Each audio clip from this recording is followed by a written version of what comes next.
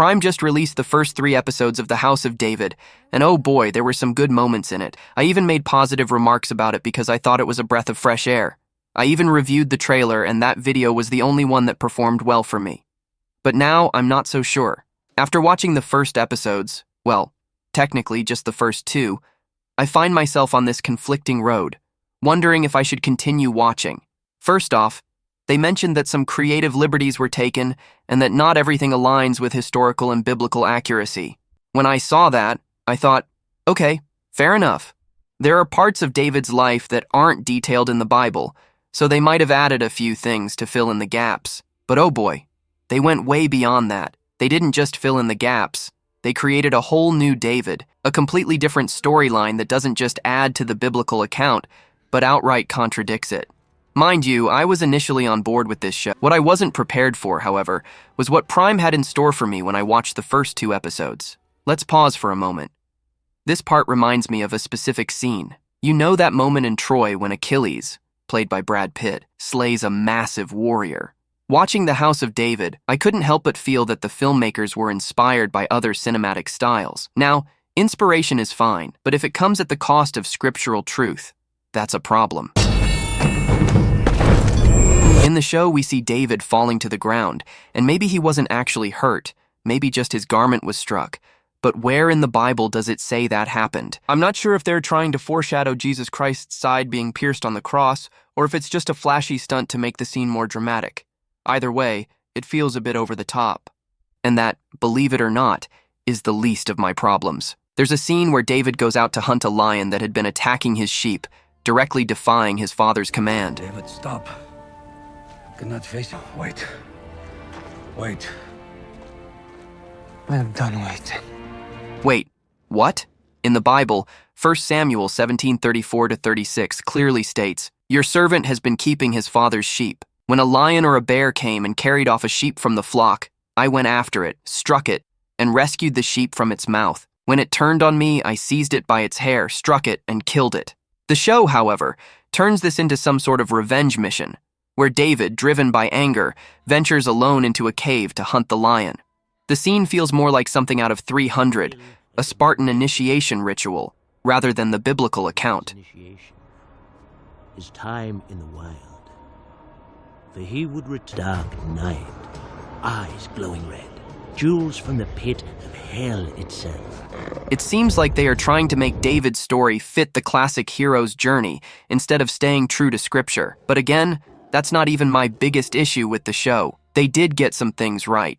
The portrayal of David's bond with his mother, Jonathan's humility, and Samuel's boldness in delivering God's message. However, there's one major issue that completely turned me off: how they depicted David's mother. In the show, she's portrayed as a good woman, an outcast, and even a prophetess. That's fine.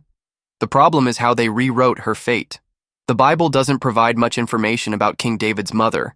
Her name isn't explicitly mentioned, though Jewish tradition identifies her as Nitzevet, daughter of Adal. Biblical accounts primarily focus on David's father, Jesse, and his brothers. She is only briefly referenced in Psalm 86:16 and Psalm 116:16, where David calls himself the son of your servant. Jewish midrashic texts suggest that David's mother played a significant but overlooked role in his life. According to some traditions, Jesse doubted his own lineage and distanced himself from Nitzevet, which led to a situation where David's legitimacy was questioned. According to Jewish midrashic tradition, Jesse, a descendant of Ruth the Moabite, began to doubt whether his lineage was fully accepted under Jewish law. Out of uncertainty, he separated from his wife, Nitzevet, for many years. Later, desiring more children but wishing to avoid any potential legal issues, he planned to have a child with his Canaanite maidservant. However, in a situation reminiscent of the biblical story of Rachel and Leah, Genesis 29, the maidservant, out of respect for Nitzevet, secretly switched places with her, resulting in Jesse unknowingly conceiving a child with his own wife. That child was David. Because of these circumstances, David's older brothers and much of the community viewed him as illegitimate, treating him as an outcast. He was sent to tend sheep, distanced from his family, and regarded more as a servant than a son. His brothers despised him, which is evident in 1 Samuel 17:28, when Eliab speaks harshly to him.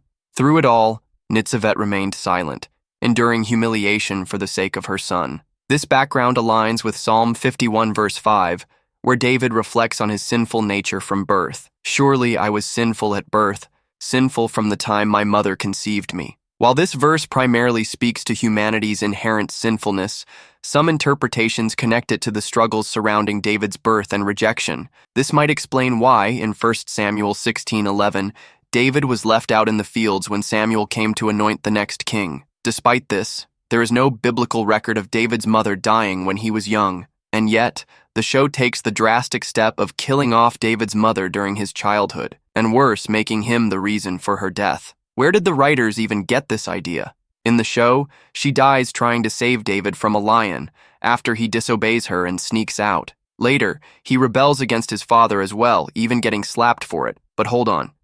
David wasn't a rebellious person. Yes, he made mistakes later in life, and God punished him for some of them. But he was never portrayed as someone who constantly defied his parents. The most frustrating thing is that David's story isn't just about him. It's a foreshadowing of Jesus' story. Altering key details for the sake of drama distorts the deeper meaning behind it. David's mother was alive long after he slew Goliath. Even when he became a fugitive, she was still there. In 1 Samuel 22:3-4, David seeks refuge in the cave of Adullam and arranges for his parents to be taken to safety. So why on earth did the writers decide to kill off his mother at a young age and worse, make David responsible for it? To be honest, the best scene in the series so far was the confrontation between Saul and Samuel, where Saul admits, "I was afraid of the people." I was afraid of the people. Samuel's response should have been a lesson for the writers and directors of this show. To obey is better than sacrifice. To heed of the people. Why are you not afraid of God instead of man? But instead, they chose to take unnecessary creative liberties, twisting David's story into something unrecognizable. For me, there's a difference between using creative freedom to fill in gaps and completely rewriting the Bible just to evoke emotions and human drama. And unfortunately, the House of David crosses that line.